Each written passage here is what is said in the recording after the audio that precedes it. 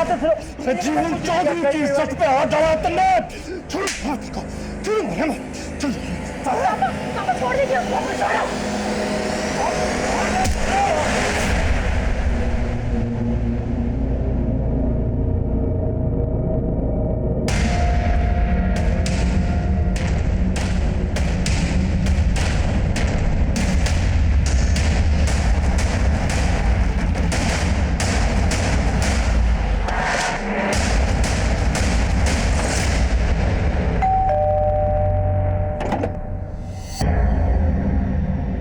मंजू सिंह के बारे में आपसे कुछ बात करनी है।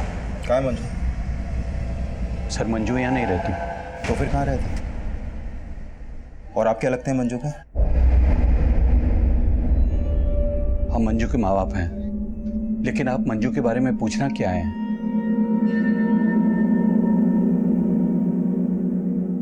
मंजू की आधार आईडी पर यहाँ का एड्रेस है। अगर वो यहाँ नहीं रहती तो फिर कहाँ रहती है? हमें नहीं मालूम। मंजू की कटी हुई उंगलियां मिली हमें, तो पॉसिबल है उसका मर्डर भी हो गया होगा। अब यहीं पर बताएंगे या फिर थाने ले जाकर बात करें आपसे?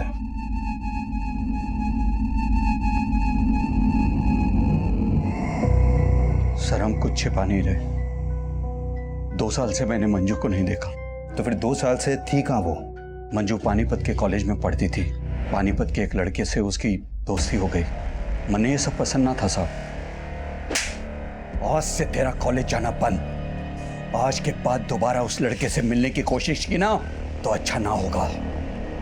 लेकिन मंजू उस लड़के के लिए हमें 2 साल पहले छोड़कर भाग गई। कौन था वो लड़का? हम उसे नहीं जानते साहब, लेकिन उस लड़के ने मंजू को इतना बरकरार दिया था कि उसने अपने घर से अपनी माँ के गहने, जेवर, पैसे सब चुरा करके उस लड़के के साथ भाग गई और हमें फोन करके बताया कि पापा मुझे लगता था कि आप मुझे समझोगे, लेकिन अब मैंने शादी कर ली है। लेकिन उसके बाद उसका फोन कभी ऑन नहीं हुआ। वो हमको भूल गई थी तो हम भी उसे भूल गए। भूल गई या फिर 2 साल बाद उसे ढूंढ निकाला और उसे? ऐसा हमने कुछ नहीं किया सर। जरूर उस लड़के ने उसके साथ कुछ किया होगा।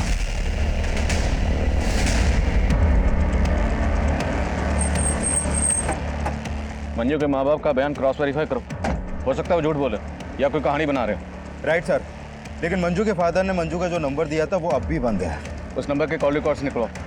हो सकता है उसमें उस लड़के का नंबर हो जिसका जिक्र मंजू के फादर ने किया था। Okay sir.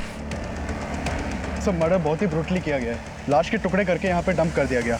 उसे हाथ की उंगलियां कटी हुई हैं। मंजू की उंगलियों को काटकर पानीपत में फेंका गया और बाकी बॉडी को यहाँ समालखा में। और कातिल ने शायद बॉडी के इतने टुकड़े इसलिए किए हैं ताकि बॉडी की शिनाख्त ना हो सके। लेकिन उंगलियों को पानीपत में फेंकने के पीछे क्या मकसद हो सकता है? पकड़ कर उंगली इतना ले चलूं उस आसमान पर जहां मैंने तेरे लिए सितारों से एक घर बनाया है। दूर कहीं आसमान पर तेरे लिए खूबसूरत सा नया जहां बसाया है। एक और है। नहीं लोटन, बस। अरे बस का इंतजार तो उसने है जिसकी अपनी गाड़ी नहीं। अब बैठ मेरी ऑटो में, तू मेरी सवारी नहीं। सवारी नहीं? घोड़ा घास से दोस्ती करेगा ना तो भूखा मरेगा। अरे मौत तो मुकर्रर है सबकी। हम तो तुझ में अपनी जिंदगी देखते हैं। फिलहाल ना मेरी मॉम मुझे ढूंढ रही है और फोन में बैटरी भी चली गई। चलो। अरे तू ले मेरा फोन तो फोन करके अपने घर पे कर दे क्रांति। बोल दे वो अपने लोटन के साथ। तुम्हारा नाम सुनते ही ना मेरी मॉम लोटपोट हो जाएगी। अरे यार इतना सीरियस क्यों हो रहे हो? जब वक्त आएगा ना तो मैं सब कुछ प्यार से बता दूँ। ओके? क्या बता देगी? यही कि मैंने एक ऑटो वाले लोटन के साथ अपना मीटर डाउन किया है।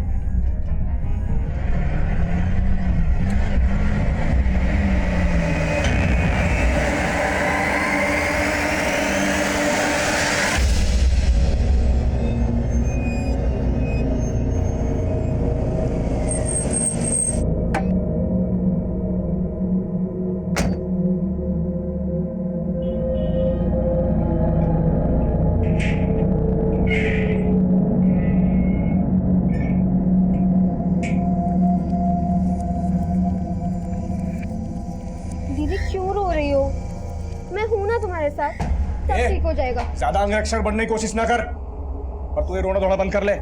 कल से नौकरी पे जाना है। और अगली बार से उस छोरे से मिलना नहीं है, वरना इस बार उसका सर फोड़ा, अगली बार थारा फोड़ूंगा। पापा ये आप क्या कर रहे हैं? मैं जुगल को अपना पति मान चुकी हूँ। अरे बावड़ी पूंछ, थारे को पेट से कर देगा वो और छोड़ देगा। अरे ऐसे छोरों का ईमान ना होता है कोई।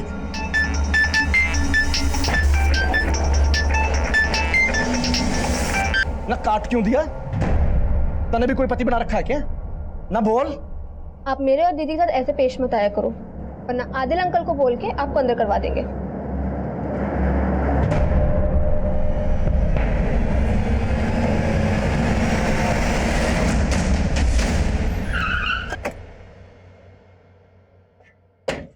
जैन सर। जय। सर, मंजू के फादर ने मंजू का जो मोबाइल नंबर दिया था वो 2 साल से बंद है, और मैंने चेक किया कि मंजू 2 साल से अपने फादर के यहाँ करनाल में भी नहीं देखी गई है।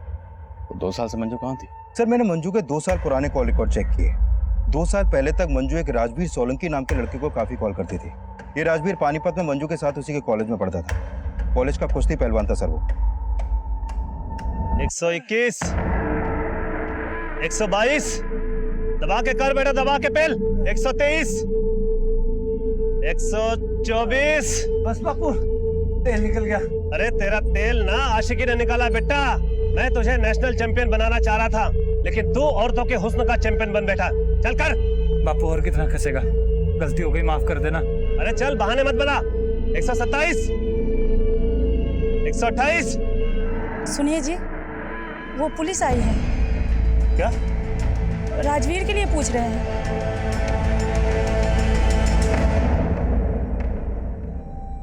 क्या हुआ पहलवान?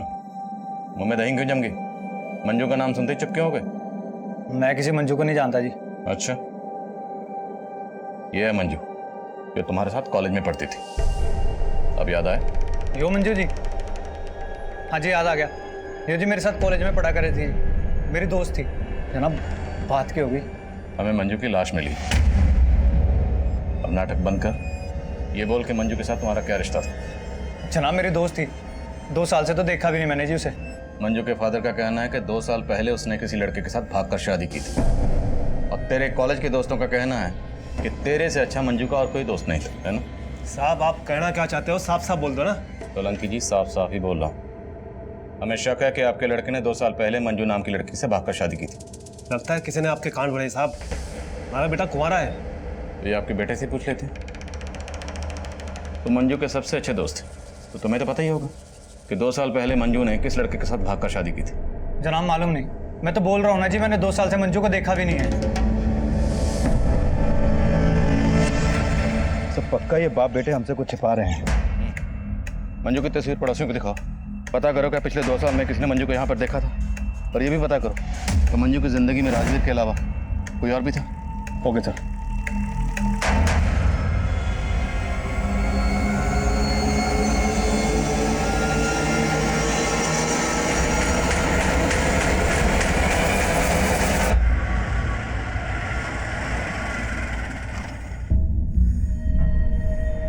चलो बाय। बाहर से भगाएगी, अंदर नहीं लेके चलेगी अपनी मम्मी से मिलवाने। सुपर रखो लोटन, ऊपर का फल मीठा होता है ना। तो घनी नमकीन है, नमकीन और मिठा एक साथ, कहीं बात अजमी ना हो जाए। बाय।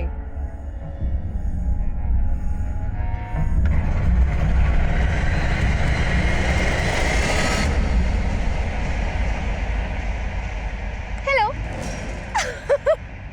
ये क्या हुआ है? तो असल लग रही, सब तेरी वजह से हुआ है। मुझे नहीं खेलना तेरा शतरंज का खेल।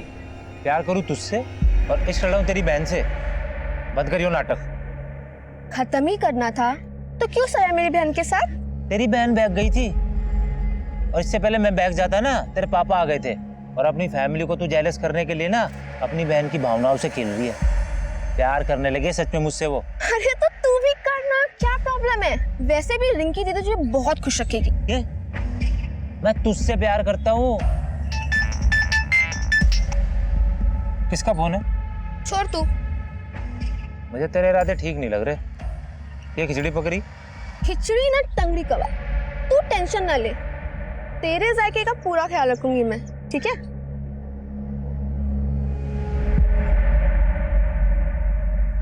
सर, पिछले 2 साल से मंजू को राजवीर के घर के आसपास भी नहीं देखा गया। और राजवीर के पिछले 6 महीने पुराने कॉल रिकॉर्ड में भी मंजू का कोई दूसरा नंबर नहीं मिला। तो मंजू के माँ बाप झूठ तो नहीं बोल रहे कि 2 साल पहले मंजू किसी लड़के के साथ भाग गई थी? लेकिन सर मंजू की लाइफ में कोई ना कोई लड़का जरूर था, क्योंकि उसकी पोस्टमार्टम रिपोर्ट में यह भी सामने आया है कि मंजू 3 मंथ्स प्रेग्नेंट थी। प्रेग्नेंट? मौत की वजह? Excessive bleeding. मंजू के दोनों हाथों की उंगलियां काटी गई, जिससे ज्यादा खून बहने की वजह से उसकी मौत हो गई और मौत के बाद उसकी बॉडी के टुकड़े किए गए।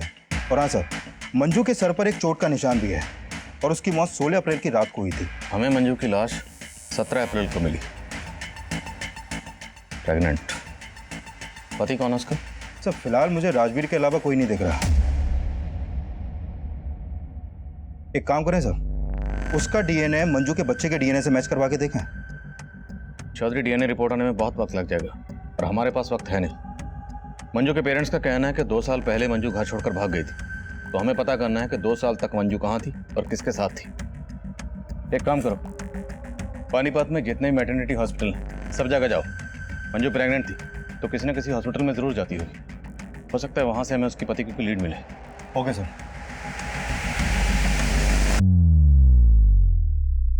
शुरुआत में कटी उंगली मिलने के बाद मेरे कलीग्स ने मर्डर की थ्योरी बनाई, पर मुझे लग रहा था कि शायद ये केस मर्डर का ना हो। पर यह केस ना सिर्फ मंजू के मर्डर का था, बल्कि इस केस में एक से एक खौफनाक मंजर सामने आने वाले थे, जिसमें मंजू के मर्डर से लेके उसके जिस्म के टुकड़े टुकड़े करने के मंजर से भी कहीं ज्यादा खौफनाक मंजर थे। तब हम इस बात पे फोकस कर रहे थे कि मंजू का पति कौन है और मंजू के पेट में पल रहा वो बच्चा किसका था। मंजू की आप बीती में हमें मंजू के पेरेंट्स का रोल भी सस्पिशियस लग रहा था, क्योंकि उन लोगों ने मंजू की डेड बॉडी को भी क्लेम करने से मना कर दिया था।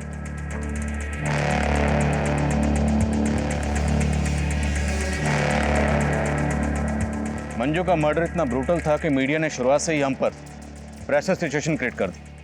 उस वक्त हमारे पास मीडिया के सवालों के कोई जवाब नहीं था और ये सब बातें उस मुजरिम के हौसले बुलंद कर रही थी।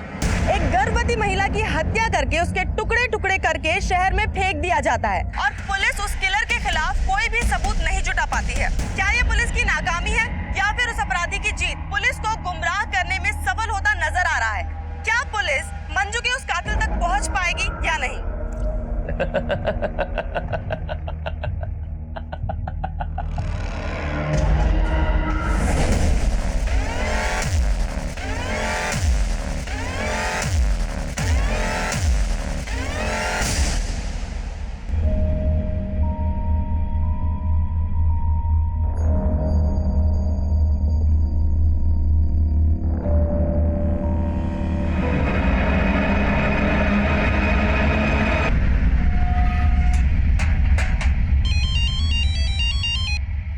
हाँ चौधरी। सर उस मैटरनिटी हॉस्पिटल का पता चल गया जहां पर मंजू अपना इलाज करवा रही थी। वहां से मंजू के पति के बारे में कुछ पता चला? सर मंजू के डॉक्टर ने बताया कि मंजू शादीशुदा थी। उस नंबर के कॉल रिकॉर्ड्स निकलो और उठाओ इस राजवीर को। Okay sir. मैं आपसे झूठ नहीं बोलना चाहता था, दरअसल मैं अपने बापू से डर गया था जी। तूने झूठ इसलिए बोला क्योंकि मंजू का मर्डर तूने किया? नहीं सर, मैंने मंजू का मर्डर नहीं किया सर। दरअसल हम दोनों ने 2 साल पहले भागकर शादी कर ली थी और मेरी शादी के बारे में बापू को कुछ भी नहीं पता था। तेरे बापू ने मर्डर किया होगा फिर? नहीं सर, वो तो कभी उससे मिले तक नहीं थे और वैसे भी मंजू ने 6 महीने पहले मुझे छोड़ दिया था जी। मंजू 3 महीने की प्रेग्नेंट थी, तूने माँ और बच्चा दोनों को मार दिया? जनाब मैंने नहीं मारा जनाब, मैं आपको बोल तो रहा हूँ, वो 6 महीने पहले मुझे छोड़कर चली गई थी। उसके पेट में बच्चा था, इसके बारे में तो मुझे कुछ मालूम भी नहीं है। मंजू रहती कहाँ थी? जनाब जब 2 साल पहले हमने भागकर शादी कर ली थी तो सलोनी में एक किराए पर घर लिया था। मैं अपनी शादी के बारे में अपने माँ बाप को कुछ नहीं बता पा रहा था, इसलिए वो अकेली रहती थी और मैं अक्सर उसके पास आया जाया करता था। हाय। क्या कहा था तुमने? मैंने क्या कहा था? ये हमारा आशियाना है, लेकिन तुम तो इसे अपना गेस्ट हाउस समझते हो। तुम यहाँ सिर्फ संडे को आते हो। अरे मंजू, फिर वो एक ही बात पर ताना। क्यों ना मारो ताने? तुमने मुझे अपनी रखेल समझ रखा है। मैं तुम्हारी बीवी हूँ। देखो अगर तुम्हें हिम्मत नहीं है मुझे अपने माँ बाप से मिलवाने की तो तुम भी यही रुक जाओ, जिससे मैं तुम्हारे लिए अपने माँ बाप को छोड़ के आई हूँ। मंजू मुझे और वक्त चाहिए, समझो ना। थक चुकी हूँ मैं, अब मुझसे और सहन नहीं होता। देखो या तो तुम मुझे अपने घर ले जाओ या तो तुम अब से यही रहोगे। जनाब मंजू को समझाना मुश्किल होता जा रहा था, वो कुछ भी समझने को तैयार नहीं थी। मैं जब भी उससे मिलने जाता था तो हमारे बीच में आपस में झगड़ा हो जाता था, लेकिन मंजू भी कम नहीं थी सर। उसने मेरी एब्सेंस में एक लड़के के साथ दिल लगा लिया था। अच्छा, एक और झूठ? नहीं सर, मैं झूठ नहीं बोल रहा हूँ। जब आखिरी बार 6 महीने पहले मैं वहां गया था तो मैंने मंजू के साथ उस लड़के को देखा।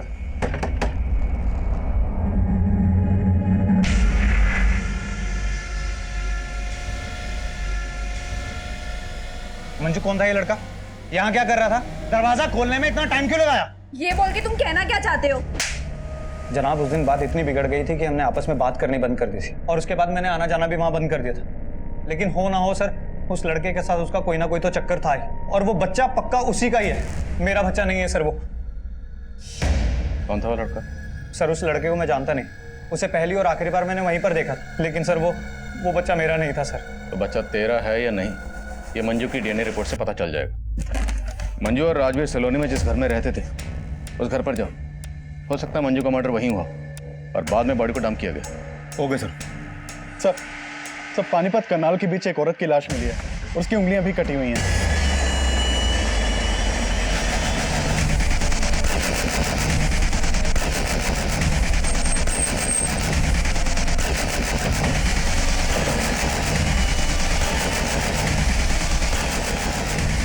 अरे पीछे निकालो जरा। मोहब्बत के हारे किला फतेह करने निकले, तेरे साथ नहीं तो तेरे पास सही, हम जीतने वालों को हराने निकले।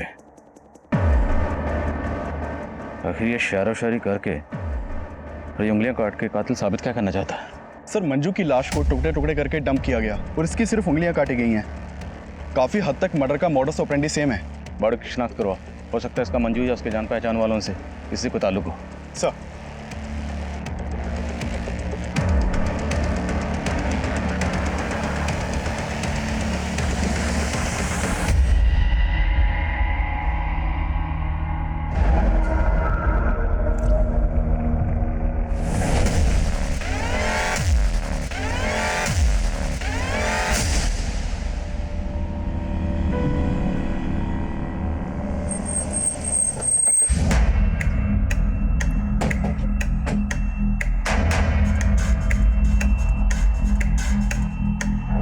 थोड़ा सा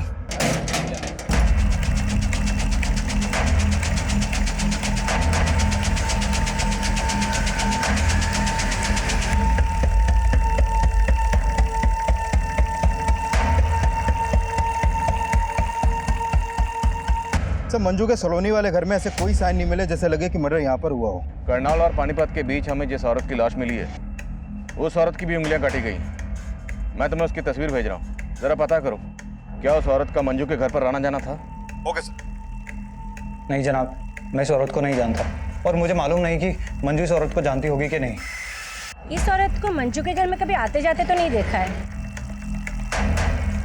ये मंजू का हस्बैंड है जो दिल्ली में कहीं जॉब करता है और संडे संडे आता है, पर अभी कुछ टाइम से वो यहाँ पे आना ही बंद कर दिया है। ऐसा तो नहीं लगता था, पर सर कुछ समय से एक आदमी का यहाँ पे काफ़ी आना जाना हो रहा था। राजवीर भी वही कह रहा था जो पड़ोसन कह रही है कि मंजू का किसी के साथ अफेयर था।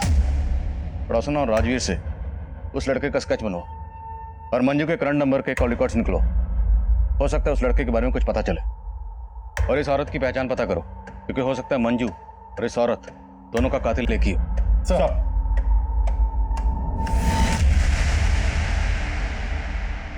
अरे भाई ये ऑटो गाड़ी पार्क कर देना और एक भी स्क्रैच नहीं आना चाहिए। ए भाई, यहाँ मैं कार पार्किंग के लिए खड़ा हूँ, तुम्हारी उड़न खटोला के लिए नहीं। ओ भैंस की पूछ, रोमांस के मूड में इसलिए प्यार से सुन, मैं तेरा कस्टमर हूँ और तू दरबान। बैगर्स कांट बी चूजर्स, समझा? नहीं समझा? अच्छे से गाड़ी पार्क करियो, एक भी स्क्रैच आ गया ना तो तेरी खाट खड़ी कर दूंगा।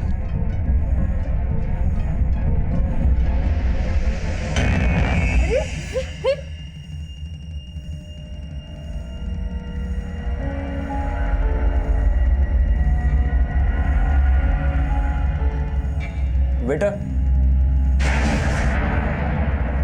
लोटन, सुनो ना, वो मैं कह रही थी कि जब हम घर जाएंगे ना,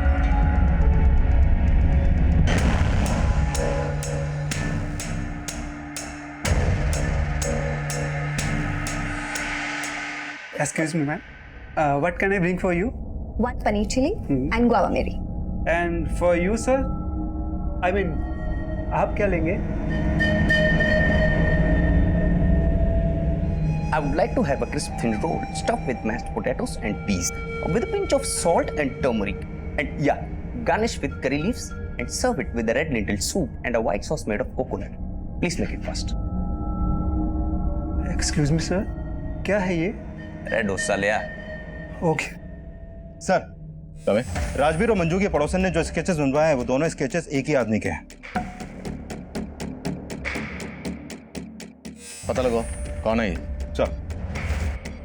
चौधरी, ये भी चेक करो कि वो पड़ोसन कहीं राजवीर के कहने का ये बयान तो नहीं दे रही। Okay sir.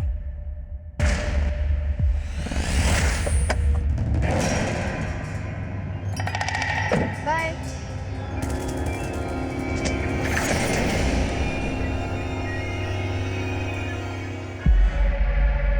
अच्छा, इस गाड़ी वाले के चक्कर में तुमने मेरा टक्का अपनी बहन से भिड़ा रखा है?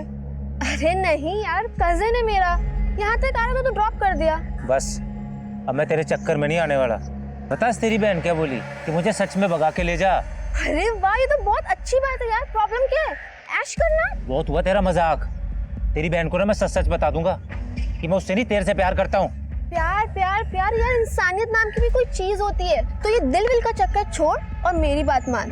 तेरी लाइफ सेट है, समझा? चल चल। सर, फाइल मुझे।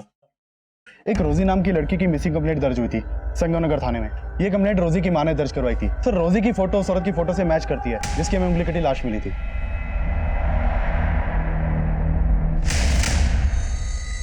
लो बेटा, दूध पी लो। नानी, मम्मी कब आएंगी? आ जाएगी। लेकिन कब? उन्होंने मुझे बोला था फिल्म दिखाने लेके जाएंगी, लेकिन वो खुद इतने दिन से नहीं आई। बोलो ना नानी, मम्मी कब आएंगी? बेटा आ जाएगी।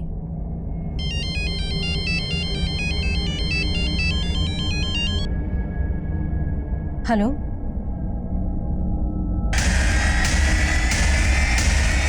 क्या?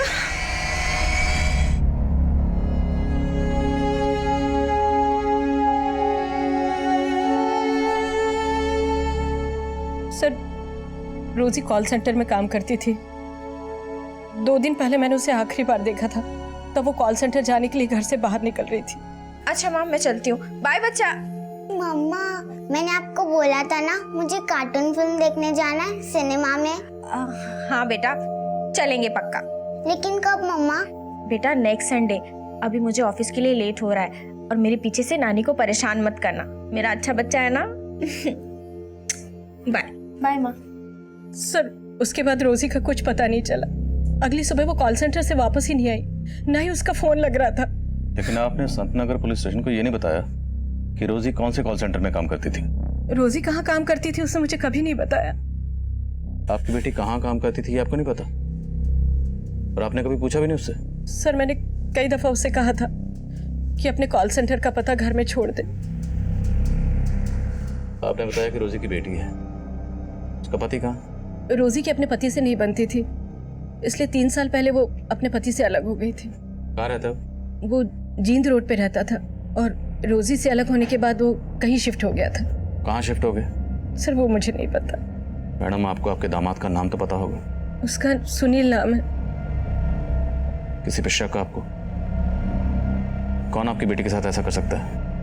नहीं सर, मुझे कुछ नहीं मालूम। कुछ दिन पहले मंजू नाम की एक लड़की का कत्ल हुआ। ये है मंजू। इसकी भी ठीक वैसी उंगलियां काटी गई जैसे आपकी बेटी रोजी की काटी गई। क्या आप इसे जानती हैं? हो सकता है ये आपकी बेटी रोजी को जानती हो, कभी आपके घर आई हो। नहीं सर, मुझे कुछ नहीं मालूम इसके बारे में। कुमार, पता लगाओ रोजी कौन से कॉल सेंटर में काम करती थी और उसके पति सुनील का भी पता लगाओ। सर।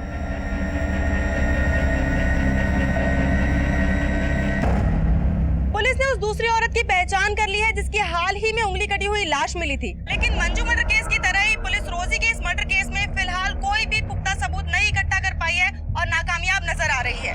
अब सबसे बड़ा सवाल ये उठता है, क्या मंजू और रोजी का कातिल एक ही है या ये कोई 2 अलग अलग लोग हैं?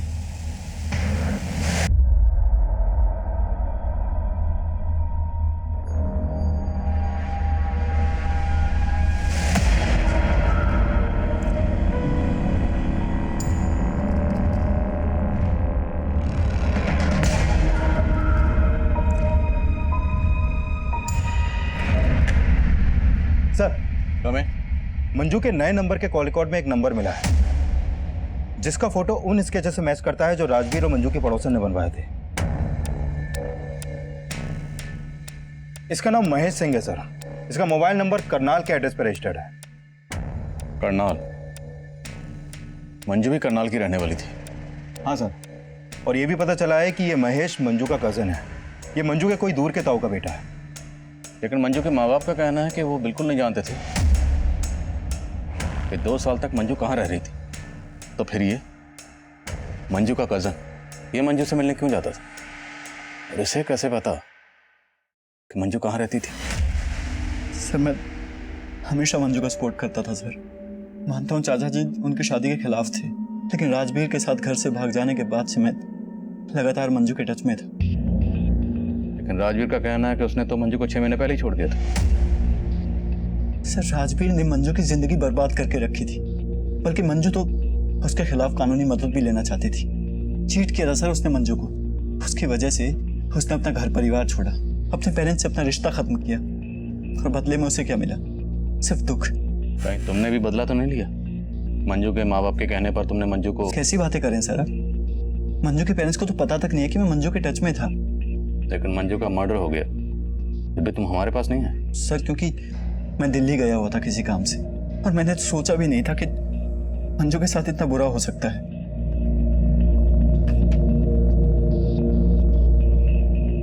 इसे जानते हो? नहीं सर, और वैसे भी मैं पानीपत में कम ही आता था। मंजू ने कभी तुम्हें कुछ ऐसा बताया कि तुम्हें अजीब लगा? सर मंजू ने राजवीर के अलावा कभी किसी की बुराई नहीं की। मुझे लग रहा है शायद राजवीर ने ये कांड किया है, क्योंकि मेरी नजर में वही एक ऐसा लड़का है जो किसी भी हद तक जा सकता है।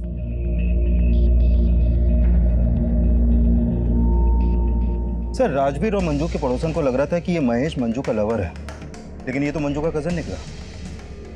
सर कहीं ये एंगल मंजू के पेरेंट्स से तो नहीं जुड़ा? शायद ऑनर किलिंग, क्योंकि वो लोग भी मंजू और राजवीर की शादी के खिलाफ थे।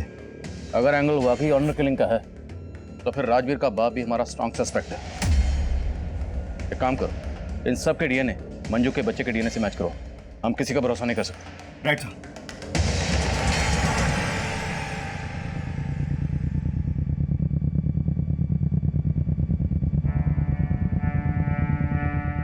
मंजू पापी नहीं थी। क्या बकवास कर रही हो? सच बोल रही हूँ, आपने तो उसे भुला ही दिया था, लेकिन मैं 2 साल से मंजू की शक्ल देखने के लिए तरस रही थी, और आपने मुझे मंजू से दूर रखा। टुकड़े टुकड़े करके किसी ने उसे जानवर की तरफ फेंक दिया, और आखिरी बार में उसे कलेजे से लगा के रो भी न पाई। मंजू हमारा अतीत थी। वो 2 साल पहले ही हमारे लिए मर चुकी थी। अब उसकी जगह हमारी यादों में भी नहीं होनी चाहिए।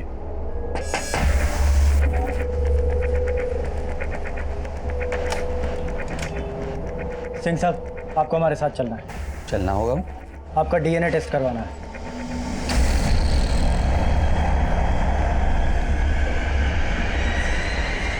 राजवीर, तेरी वजह से पूरी जात बिरादरी में कहीं मुंह दिखाने लायक नहीं छोड़ा तूने। वो पुलिस वाले सोच रहे तेरी लुगाई मंजू के पेट में मेरा बच्चा है। मेरा डीएनए करवा रहे हैं वो लोग, सब तेरी वजह से। मेरे को भी बहुत धोया बापू उन्होंने, और तू तो मुझसे बड़ा पहलवान है ना। उनके डंडों से तेरा तेल ना निकलने वाला। क्यों डर रहा है तू?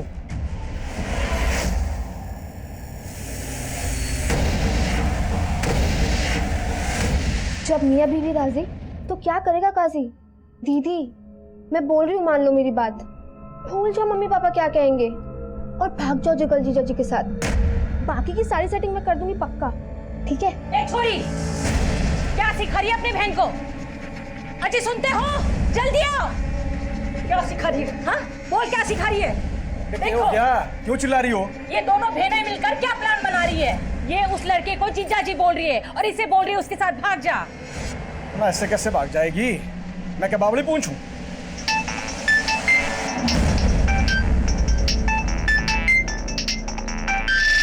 तने किसके फोन आते रहते हैं? ना बता दे, कहीं ऐसा ना हो रिंकी से पहले थारी टांगे तोड़नी पड़े। कंजर खाना बना के रखा घर को।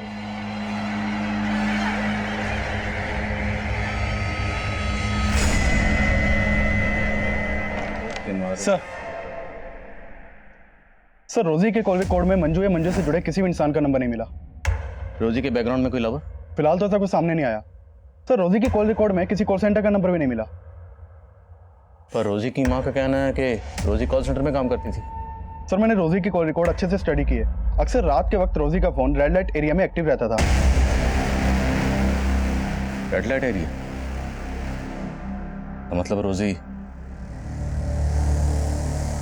एक काम कर, जिन जिन रेड लाइट एरिया में रोजी का नंबर एक्टिव रहता था वहां पूछताछ कर। सर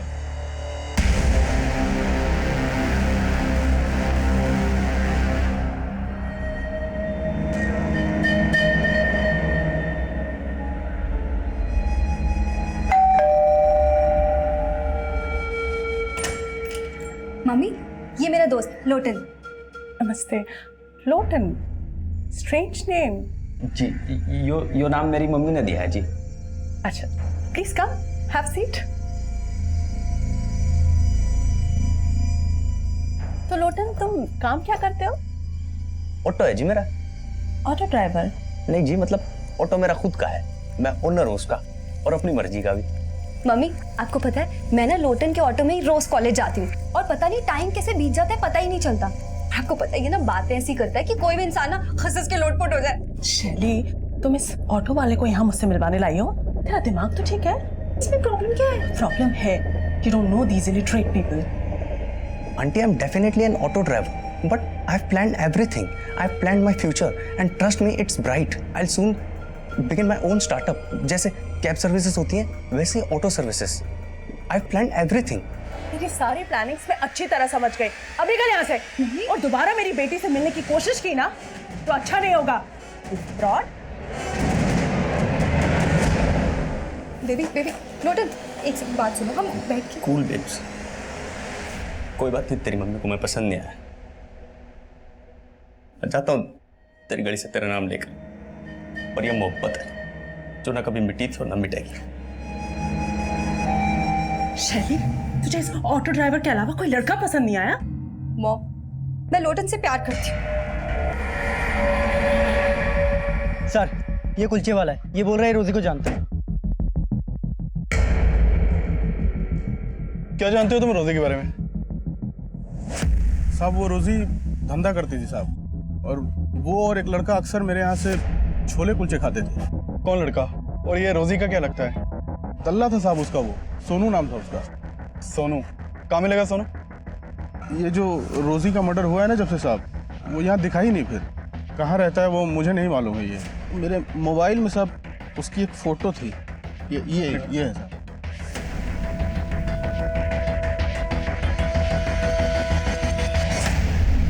खा लो। मुझे नहीं खाना।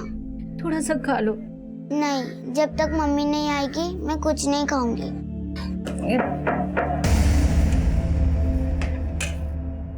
ये क्या बोल रहे हैं आप साहब? रोजी ऐसी लड़की नहीं थी। जरूर आपको कोई गलतफहमी हुई है। हमें कोई गलतफहमी नहीं हुई है। आपकी बेटी रोजी किसी कॉल सेंटर में काम नहीं करती थी, बल्कि वो एक प्रोस्टिट्यूट थी। और ये सोनू, ये उसके लिए ग्राहक लाता था। सर, ये तो सुनील है, रोजी का पति। सुनील? जी। रोजी का पति? जी, यही सब गलत काम करता था सर, इसलिए रोजी ने इसे छोड़ रखा था। जरूर इसी ने मजबूर किया होगा मेरी बेटी को। रोजी ऐसी नहीं थी सर। अच्छा, ये सुनील उर्फ सोनू आजकल है कहाँ? कुछ तो आइडिया होगा आपको? सर मुझे नहीं मालूम।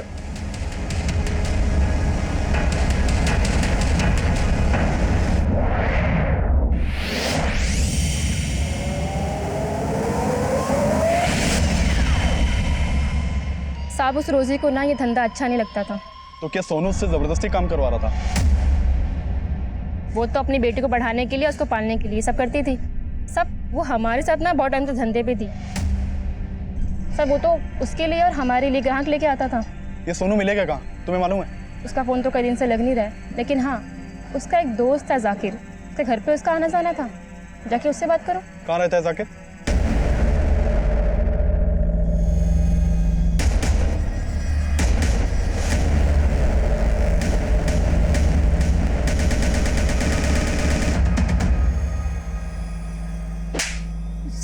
सर मैंने रोजी के साथ कुछ नहीं किया सर। तो फिर हमारी टीम को देखकर भाग क्यों रहा था? तो साहब मैं डर गया था, लेकिन फिर मेरे को रोजी के मर्डर का मालूम चला, तो इसलिए मुझे पता था कि आप लोग मेरे पीछे आएंगे, इसलिए मैंने अपना फोन भी बंद कर दिया सर। लेकिन सर मैंने रोजी के साथ कुछ नहीं किया, मेरा विश्वास। रोजी तेरी बीवी थी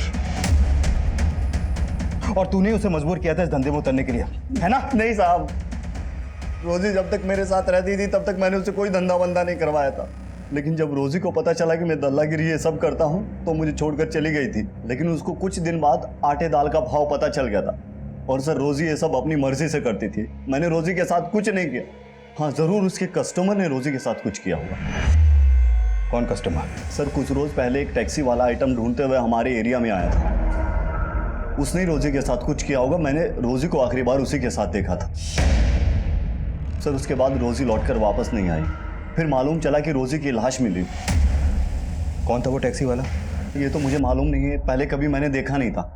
टैक्सी का नंबर देखा था? इतना कहाँ याद रहता है सर, मुझे तो ठीक से उसकी शक्ल भी याद नहीं है, लेकिन ये बात पक्की है कि सर वो सरदार था और उसी ने रोजी के साथ कुछ किया होगा।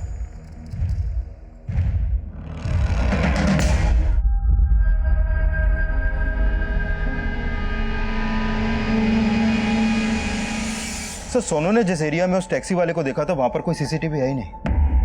नहीं ऐसा तो नहीं कि सोनू ने खुद ही किसी नफरत की वजह से अपनी बीवी का कत्ल किया, फिर उसके पास वो शायरी छोड़ दी। लेकिन सर मैंने सोनू की हैंडराइटिंग भी शायरी की लिखावट से मैच करके देखी है, मैच ही नहीं हुई है। अगर सोनू सच बोला है तो पॉसिबल है कि मंजू ने उसी सरदार की टैक्सी हायर की हो जिसकी रोजी ने की थी, क्योंकि दोनों की मॉडस ऑपरेंडी सेम। सभी टैक्सी स्टैंड पर पता करो, एक सरदार टैक्सी वाले को ढूंढना मुश्किल नहीं होना चाहिए। राइट।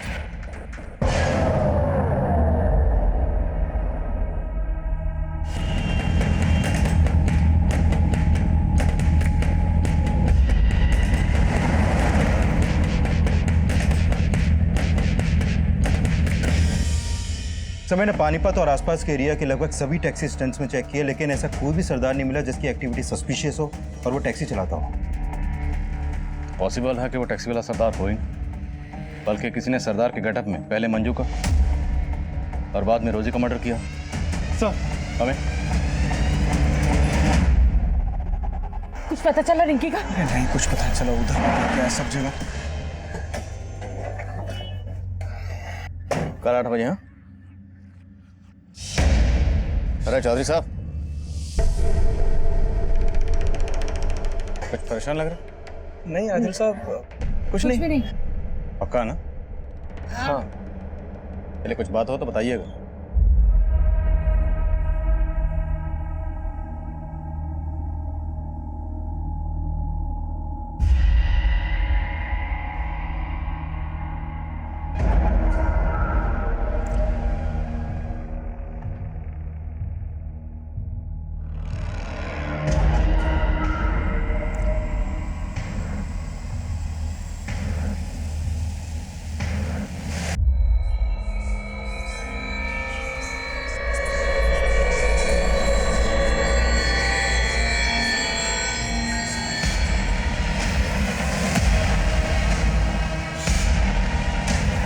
पुलिस की ड्यूटी में क्या हाल किया मेरा, न क्रिमिनल मिला न मेडल, इधर से उधर बस खाक छानते रहे। वाह वाह। जरूर बोल दीजिए आदिल साहब, क्योंकि अब इस चौथी लड़की की लाश ढूंढते ढूंढते तोते उठ जाएंगे आपके।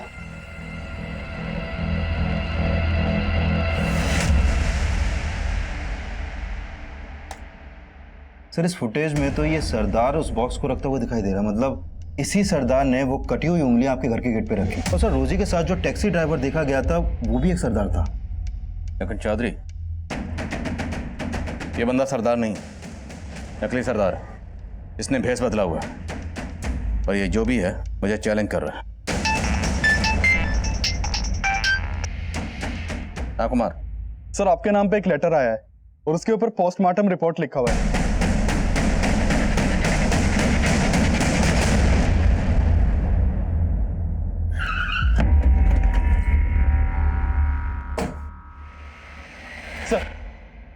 Sir letter.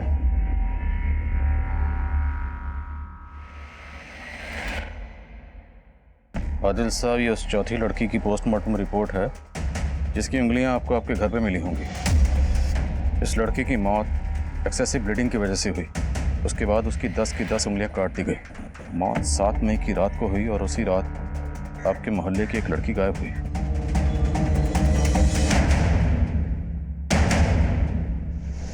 कुछ परेशान लग रहा है? नहीं आदिल साहब, कुछ नहीं। पता करो ये लेटर कहाँ से पोस्ट किया गया। सर,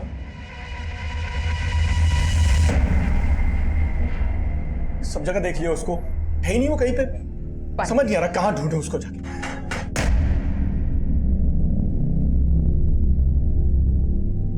क्या चौधरी साहब, किसे ढूंढने की बात कर रहे हैं? सब ठीक तो?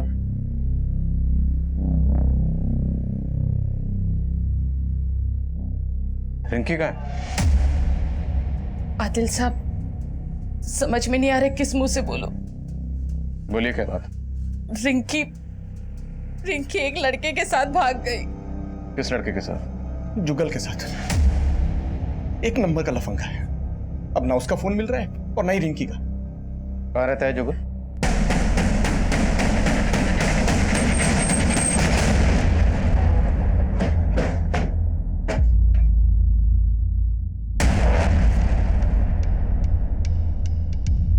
तोड़ो।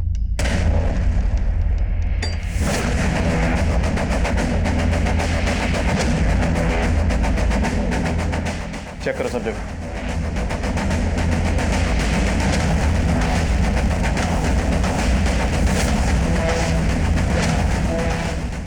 सर, यहाँ तो कुछ भी सस्पिशियस नहीं मिला। चौधरी, हो सकता है जो मुझे चैलेंज कर रहा है वो ये जुगल ही हो। रिंकी और जुगल दोनों के कॉल रिकॉर्ड्स अच्छे से स्कैन करो। Okay sir. हाँ कुमार। सर, वो लेटर एक सरदार ने पोस्ट किया है।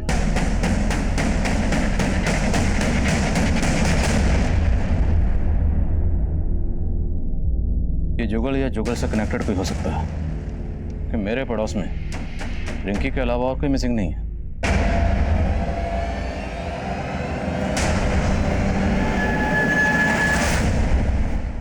सर,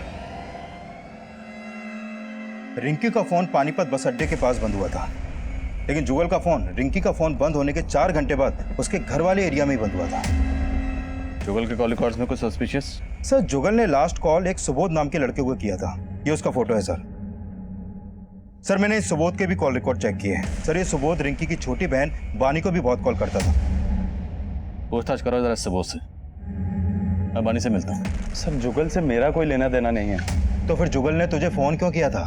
दरअसल सर, बात यह है कि मैं एक बानी नाम की लड़की से बहुत प्यार करता हूँ। सर, काफी टाइम से हमारा अफेयर चल रहा था। सर, जुगल ने एक दिन फोन पे मुझे बोला कि बानी मुझसे चीट कर रही है। सर, बानी का जुगल के साथ भी अफेयर चल रहा था। वो क्या है कि जुगल से मन भर गया था उसका, इसलिए अपनी बहन रिंकी से टांका फिट करवा रही थी उसका। ये जुगल कहाँ है अभी? अंकल, वो मैं जुगल को प्यार नहीं करती थी, लेकिन वो लड़का अच्छा था। इसके लिए मैंने सोचा कि दीदी को उसके साथ, लेकिन मैंने जैसा सोचा था ना वैसा कुछ भी नहीं हुआ। मुझे तो सही उम्मीद नहीं थी बानी। तू जुगल से प्यार करती थी और तूने मुझे धोखा दिया। नहीं दीदी, ऐसा कुछ भी नहीं है जैसा आप सोच रहे हो। आपको जरूर कोई गलतफहमी हुई है। कोई गलतफहमी ना हुई। मैंने रिंकी को सब कुछ सच सच बता दिया है। सुबोध, उसका जुगल से क्या कनेक्शन? जुगल ने सुबोध को भी मेरे खिलाफ बोल दिया था। मेरे घर के बाहर कटी हुई उंगलियां मिली किसी लड़की की, और हमें शक है कि शायद वो उंगलियां रिंकी की हैं। क्या बात कर रहे हैं खान साहब? बानी, बोलो, जुगल कहाँ? अंकल, मैं आपको सच में बोल रही हूँ, मुझे नहीं पता जुगल कहाँ है।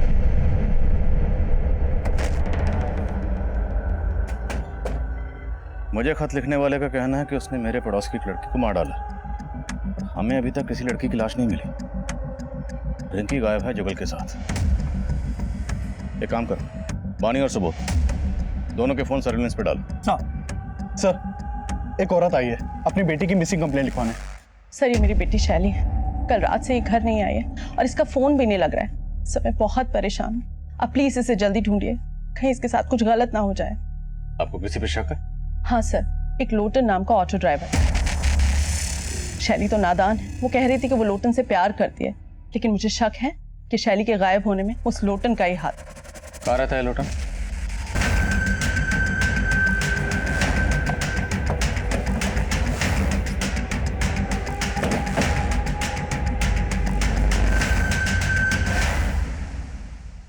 ताला तोड़वाओ।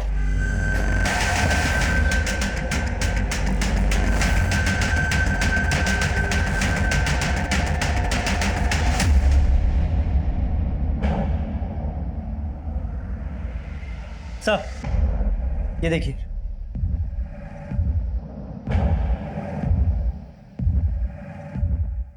सर ये देखिए, यहां पर भी ब्लड के ट्रेसेस है, लेकिन सर ये ब्लड सूखा है, जबकि लोटन की बॉडी पर जो ब्लड है वो बिल्कुल फ्रेश है। तो ये ब्लड किसका है?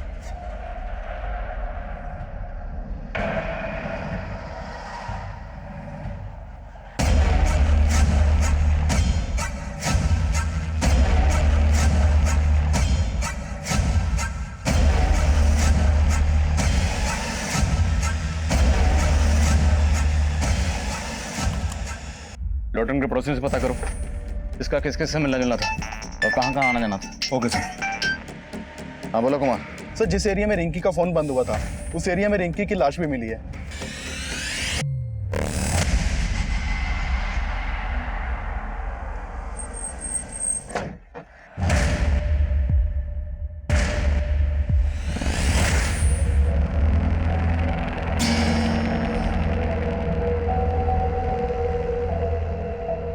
तेरे कूचे में कटी उंगलियां फेंक के हम सीना तान के निकलते हैं। मैं वो हूं जिसका आप तसव्वुर भी नहीं कर पाएंगे। बहुत पापड़ बेलने पड़ेंगे आदिल साहब, मुझे नहीं, मच्छर पकड़ो।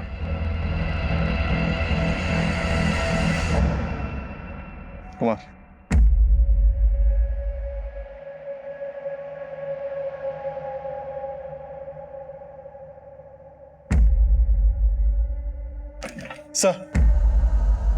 सर हमने जिन जिन सस्पेक्ट्स के डीएनए करवाए थे उनकी रिपोर्ट आ गई है।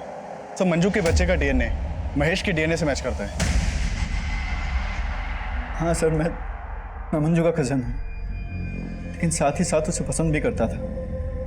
फिर हमें अचानक एक दिन पता चला कि वो पेट से है। सर मैंने मंजू को कई बार बोला कि वो अबॉर्शन करवा ले, लेकिन वो नहीं मानी सर। लेकिन इसका मतलब ये नहीं है सर मैं उसे मार दूंगा। नहीं सर, मैंने मंजू को नहीं मारा सर। जुगल, सुबोध और महेश ये सभी हमारे स्ट्रॉन्ग सस्पेक्ट्स थे, लेकिन इनमें से किसी का भी इन मर्डर्स में कोई हाथ नहीं था। और हमें पक्का यकीन था कि कातिल जो भी है उसका शैली और लोटन से कोई ना कोई कनेक्शन ज़रूर है। इसलिए हमने इस केस की हर बारीक से बारीक चीज़ को रिविजिट करना शुरू किया और एक नया नतीजा सामने आया। सर पूछताछ में पता चला है कि लोटन का एक चरण नाम का दोस्त हुआ करता था जो टैक्सी चलाता था और वो लोटन के साथ ही रहता था, लेकिन कुछ टाइम पहले उसने लोटन का घर छोड़ दिया था। सर ये चरण लोटन की हत्या के बाद से गायब है। और कोई खबर? सर चरण के बारे में ये पता चला है कि वो यूपी का रहने वाला था और आईपीएस की तैयारी कर रहा था। और ये भी सामने आया है कि ये चरण मंजू के ही कॉलेज में पढ़ता था, वो उससे 2 साल सीनियर था। सर लोटन के एक ऑटो वाले दोस्त से चरण के एक ठिकाने का पता चला है। मैंने अपनी एक टीम को भेजा है वहाँ पर।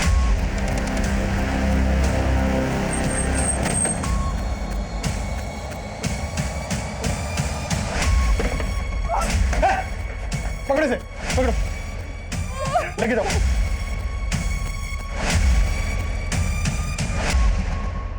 लाइफ बहुत स्ट्रेंज है आदिल साहब। आदमी जो सोचता है वो कभी होता नहीं है। मैंने जो आईपीएस बनने का सपना देखा था, अगर आज वो पूरा हो गया होता ना, तो आज ओहदे में मैं आपसे ऊपर और आप मेरे से नीचे होते। हरियाणा के हर्ष राठौर जी जैसा बनना चाहता था। आईपीएस मैंने एग्जाम भी दिए थे, 4 बार फेल हुआ सर। तो 4 बार क्या 6 बार भी अगर फेल हुआ होता, तेरी इस फेलियर का इन मर्डर से क्या ताल्लुक है? मेरे इस फेलियर का उन मर्डर से ताल्लुक है, क्योंकि इसी फेलियर की वजह से ना मैंने बहुत कुछ खोया है। मंजू को भी बहुत प्यार करता था मैं मंजू से, लेकिन मंजू को तो राजवीर पसंद था ना। सब कुछ भुला के मैं आईपीएस की तैयारी में लग गया। मैंने एग्जाम्स भी दिए थे, पता नहीं उन लोगों को क्या हुआ, मुझे फेल कर दिया। इसलिए मजबूरी में मुझे टैक्सी ड्राइवर बनना पड़ा। फिर एक दिन मुझे मंजू मिली। मैं कॉलेज के दिनों से तुमसे बहुत प्यार करता हूँ। अगर तुम हाँ करो तो हम लोग शादी भी कर सकते हैं। नहीं चरण, मैं अपनी जिंदगी किसी और के नाम कर चुकी हूँ। मतलब राजवीर फिर से? राजवीर नहीं, महेश। महेश का नाम सुन के ना मेरा दिमाग घूम गया था। अपने ही कजन के साथ। छी, अरे 3 महीने का बच्चा था उसके पेट में, पता है? मेरा इतना दिमाग घूम गया ना, मैंने उसकी गर्दन पकड़ के ऐसे दीवार में दे मारा। मैंने उसे मारा।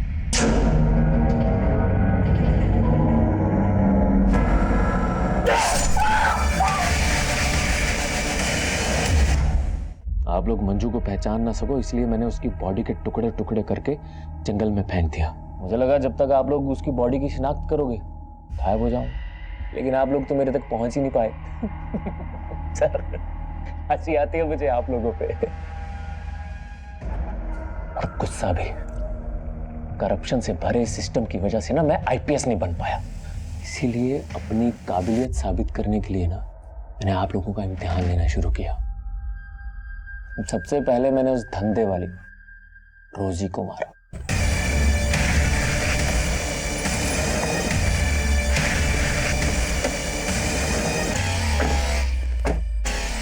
ये कहाँ लाए हो तुम मुझे?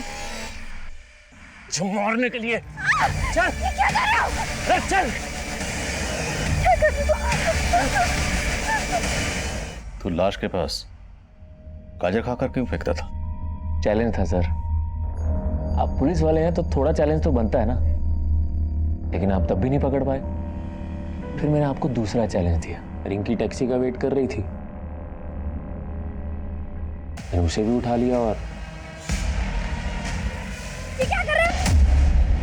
बड़ा मजा आ रहा था मुझे आप लोगों के दिमाग के साथ खेलने में, लेकिन साला दिल के चक्कर में हार गया।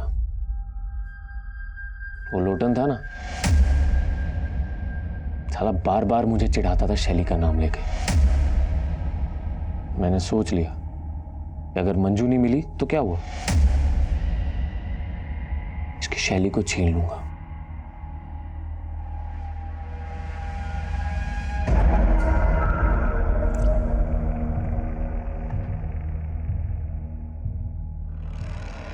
मैंने लोटन को भी मार दी। तेरी तरह नहीं, आईपीएस का झंडा लेकर घूमा जिंदगी भर और कुछ नहीं उगाड़ा। मेरी पढ़ाई और मेरी आईपीएस के बारे में कुछ मत बोलना, समझा? तू नहीं जानता मैंने कितनी मेहनत की है आईपीएस बनने के लिए। काय की मेहनत? 20-25 हजार की नौकरी कर रहा होता अगर मुझसे थोड़ी बहुत इंग्लिश सीख लेता तो। ऑटो ड्राइवर तेरी, तू मुझे अंग्रेजी सिखा, मुझे अंग्रेजी सिखाएगा।